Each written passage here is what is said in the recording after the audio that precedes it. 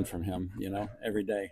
But obviously, I'm excited to get started for spring. Happens fast, man. It feels like just not long ago we were, in Orlando playing, and obviously it wasn't that long ago, but it goes by in a hurry. And uh, obviously excited to get on the field and start taking shape of the 2025 Illinois offense. How do things change with you and Art in his new role? That's a good question. Right from the get go, Art has increasingly, once he stepped into that coaching role, I guess that would have been two seasons ago. Uh, I think everybody recognized, in the building that he was gifted in this area and coaching. It was going to be something that he was going to be really good at. And listen, we're our room and our building is littered with young coaches that are extremely talented and that help a lot behind the scenes at each position. Coach does a great job of identifying those coaches and bring them in the building. We got a whole bunch of them, and Art's one example of those that is obviously taking advantage of the opportunity. So a couple of years ago, it was, we gave him some responsibilities as a liaison to kind of in a GA role or student assistant role. Then last year, it kind of turned into the the graduate assistant role. Now this year, obviously, with the promotion there, it's going to get a continuation of kind of way we've gone about with the quarterbacks. It's kind of a tag team collective effort. There's areas of emphasis that Art brings to the table that we let him kind of run with. His rapport with them on a daily basis during practice. He's with them a lot as I oversee and call plays and roam during practice. And so I would just expect that this next year, as we get started tomorrow under this new, relationship, that it just continues to increase his responsibility with the quarterbacks and in our quarterback room. You obviously lost two really good receivers. What do you think you've got in that room?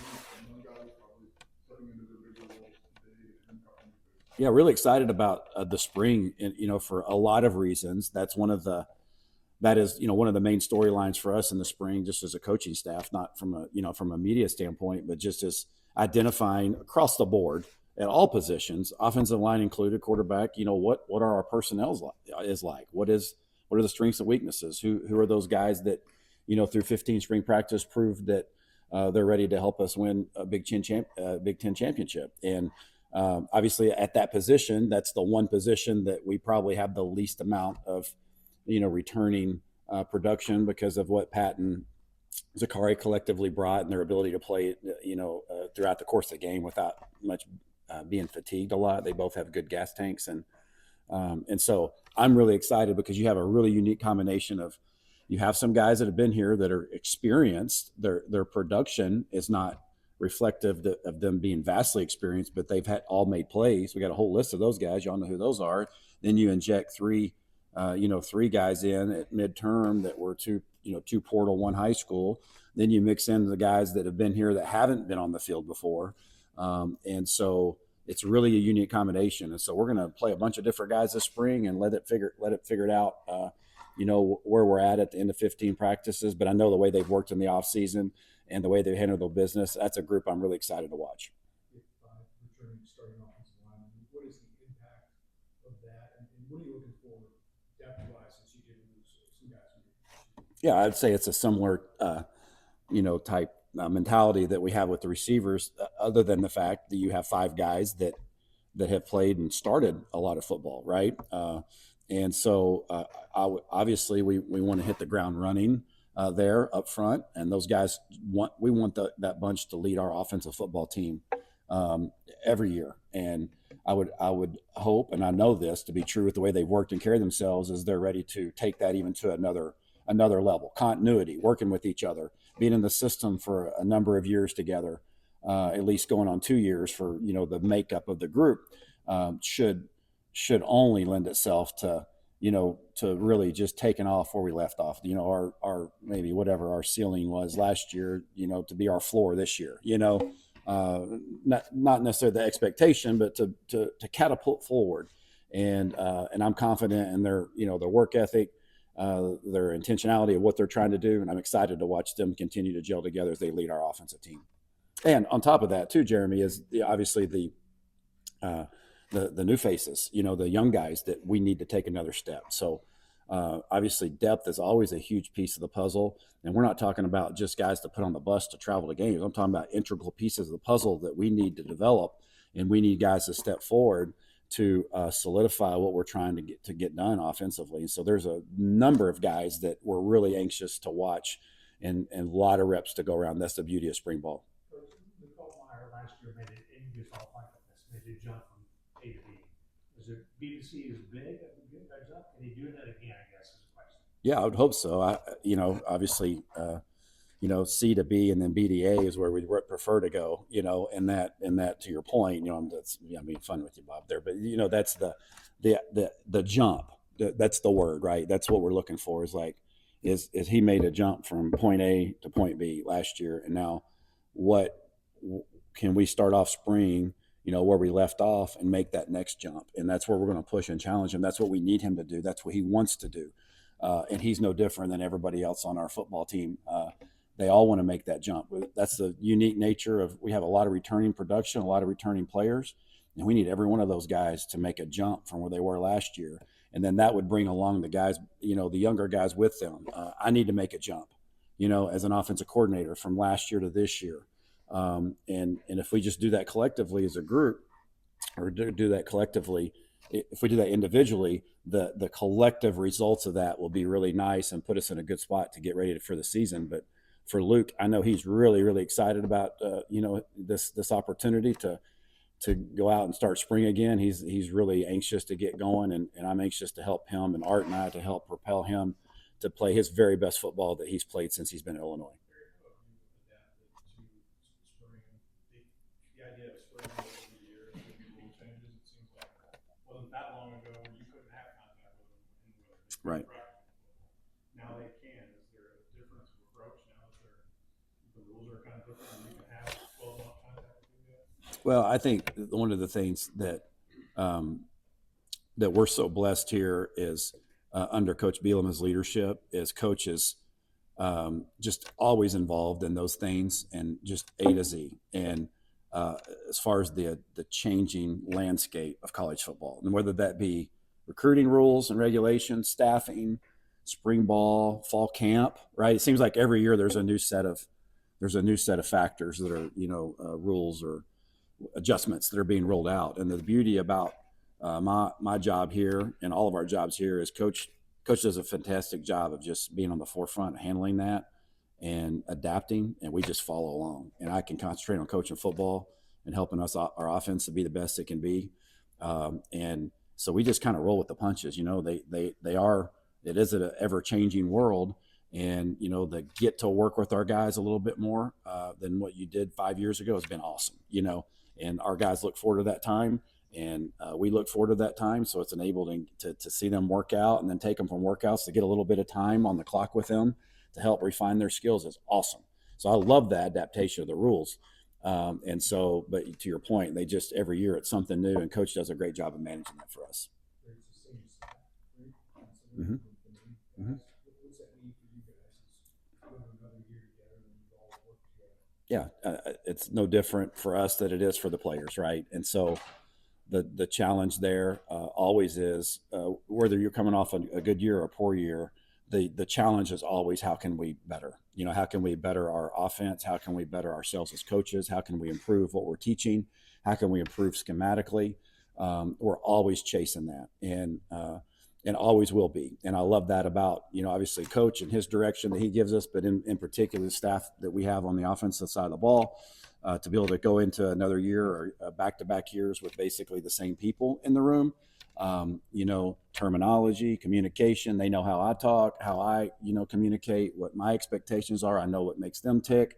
I know I can count on those guys. Everybody in that room do a great job, and our staff of communicating to our players what we need to get done in the scheme and then individually. And so really excited to be able to go into that back-to-back years, and because we've got a really strong staff. They do a great job. Over these first 15 practices, what do you look to accomplish as a goal for this offense? Yeah, I would say the number one would just be a kind of establishing our identity and who we are. And I don't mean like schematically so much. We're always going to inject some flavor and wrinkles and some growth and some areas we've got to detail out better and get better at and all those types of things. But like, what's our identity? We're going to be, obviously we're going to be led by the line, the returning guys, with the skill people. Who are we going to be able to count on in the skill rooms, for the passing game and the running game, right? Obviously the running game's pretty established as far as, what we have returning, but in the passing game, who are those guys that are going to emerge on a consistent basis through 15 practices? You want to stay healthy, you want to get better, you want to stay healthy, you want to identify who your people are. And if you can do those things, then I think it'll be a successful spring.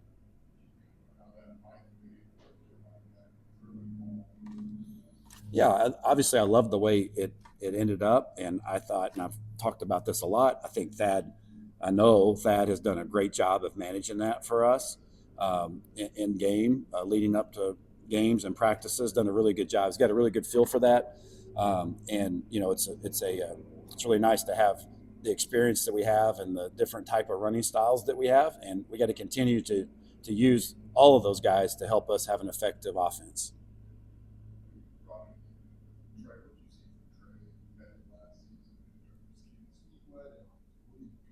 Yeah, huge spring for Trey. And, listen, not to, whatever, to talk just general, in general terms for everybody, it's a huge spring for everybody, right?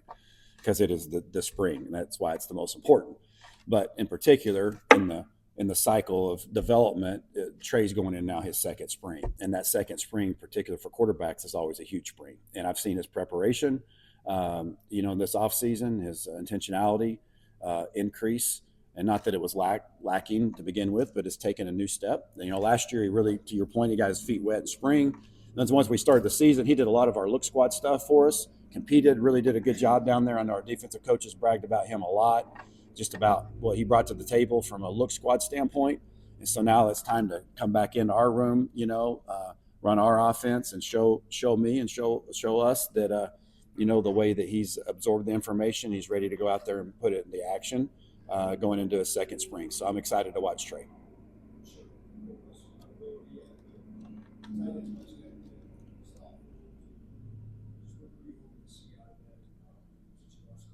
Yeah, I think it's a similar position that you would say as far as wideout is what we have on the, returning and what's going out there. You've got a commodity and Tanner that played a lot of football for us. And then obviously Jordan has gotten his feet wet. And to your point about Cole, like Stoffel, we're going to see what he's got. Be a lot of reps to go around because, we like to use our guys. We like to use that position. We got some young guys that traveled with us last year, Nick True and Jake Furtney and Tanner Hollinger. There's a bunch of young guys there that also are going to get in the mix as well. And I may be leaving somebody off, and I always hate to do that. I'm kind of scattered about that right now. But, the tight end room in general, beyond Tanner, it'll be a huge spring to see a lot of reps to go around, see who emerges in that, and how we can use their skill set. That's what we're just looking for, is declaring a skill set that could be useful for us. Doesn't have to be A to Z, doesn't have to be 80 plays a game. We're trying to identify guys that have taken this step and they're ready to prove that they can help us offensively in any way, shape, or form. That's my job and our job to help use those guys in said roles. Yeah, we did a little bit of both with him last year, so he's just a versatile player for us, and he'll continue to do that. Really at the end of the year, he was in the running back room and the tight end room, and he's a versatile player that just does everything right. He's had a great offseason. Looking forward to seeing how we continue to be creative and how we use him.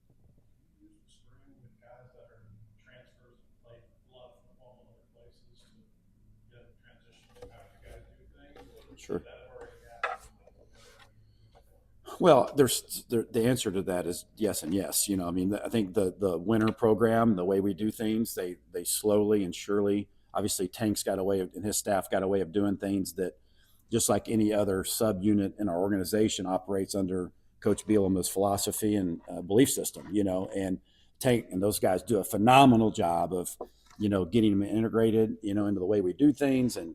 The expectations there now. So now it's started to take it to the field. I think most of these newcomers would understand, what we're trying to accomplish and how we do things, but none of them been on a field yet with us, as far as a practice. And so That's a big part of our teaching and our learning, and we feel like something we spend a lot of time is how you practice and what we're trying to accomplish during practice, what situational football means. So there'll be a lot to be learned for those guys, not just the new guys, but everybody from A to Z. I look at somebody like Ethan in your room where do you expect him to have, a set of, I don't want to say skills, but, do you expect him to have stuff in his toolbox, before that first practice, or was that Yeah. gradually built? Yeah, great.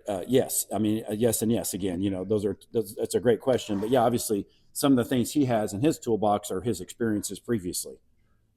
So he knows how to operate a practice. He knows what a snap count is. He knows what getting the signals like and communicating a play in the huddle because he's done it and had done it at a high level, right? So those are just some baseline skills that he's already proven based on what we saw on film that he's done. So now it's so then leading up to spring ball, it's taking those little moments to teach some of the things that we're doing schematically. And now it's time to piece those two together. His background, his experiences previously, now adding those together with what we're doing, terminology, how we do it. And then now we're going to hit the ground running. He's got 15 practices to learn our way. Good questions. How would you describe the comfort level with Luke, and how does it affect what you can do at that position when you have not only a veteran, but someone who's experienced with the system? Yeah, my comfort level is through the roof, with him and where he's at, when he's wanting to accomplish, his mindset, his skill set. We have a proven commodity there. Does that mean that he doesn't have areas that he wants to address and improve and that we want him to address and improve? No, it doesn't mean that. Obviously, we're always going to chase that. He's got things that we've got to address and that we want to challenge to improve his game to make that jump, that next jump. But the comfort level, and I would think that he would speak that same language if he were asked the same question, is just being in the system going in year 3, being in my meeting room for year 3, for us just having a relationship going on 3 years now is, I think about how much further along we are than when he first came here now 2 years ago. Heading into spring and in a new building, a new university, a new state, new system, new quarterback coach. There's a lot going on, and so ultimately, just like any really strongly forged relationships in life, those don't happen overnight. Those happen through the course of time, and those happen through adversity. Those happen through moments of celebrations, and we've seen all of that in particular in our relationship. We've had our ups and downs, and I'm not talking about any kind of strain, but just on the field and the results and those types of things. We've had our ups and downs, but obviously the way he played last year, the way he led us was a big part of the many ups that we had, and so therefore I think our relationship is and our comfort level is really strong going into our year 3 together. What's a couple more minutes? What specifically went wrong in the tennis match against Tyson? Well, here's where it started. It's a good question. It started with not understanding that Tyson was going to serve at 108 miles an hour. So I greatly underestimated, number one, his ability to serve 108, and then number two, my ability to actually see 108 mile an hour serve at me. I'm not sure if Wii tennis allows it to get that high. I've always felt like I could return even the most powerful serves in Wii tennis, but when I actually saw that in person, I made that I'd understood at that point at time I made a grave mistake of making Tyson a part of that challenge that I undertook. I don't know if anybody released the score. Is that still secret, or can you share that? Well, the score was more like it was kind of more like a game of horse on tennis. I think we set the it set the bar on intermediate or intermission entertainment in between doubles and singles. I appreciate Coach Dancer asking us to do that. It was fun to be a part of, for us to represent football. He had played in high school. I play a little bit. Coach Dancer knew that. So he said, hey, why don't you guys come out and do a little exhibition? But I will say this, the match did come down to the final point. And I think Tyson proved a point by driving a serve right in my kidney to walk off the match.